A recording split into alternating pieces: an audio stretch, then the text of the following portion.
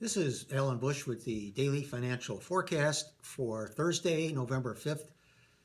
Stock index futures sharply higher and gains now for a fourth consecutive day. Looks like traders may be looking past the political uncertainties and more towards some other fundamental, possibly in the form of more accommodation from central banks around the world.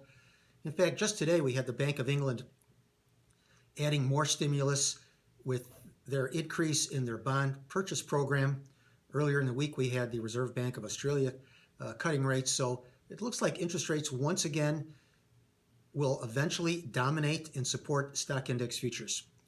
Moving over to the currencies, the dollar index now lower for its worst three-day decline since March.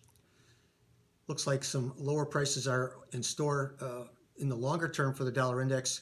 We even had the euro currency higher, even though retail sales in the Eurozone did come in weaker than expected.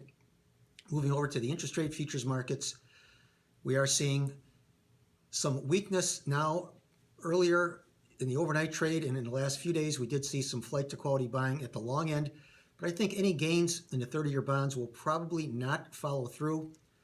There is plenty of supply coming, especially for the longer dated maturities from the Treasury Department. So lower prices longer term, I think, are likely in the interest rate futures markets, not up front, but at the long end of the curve, especially the 30-year bonds. Gold and silver trading sharply higher, taking out downtrend lines. More accommodation from central banks, I think, likely to be a common theme supporting the precious metals longer term. So good trading, everyone. And once again, remember, these are my opinions alone and are not the opinions of ADMIS or ADM.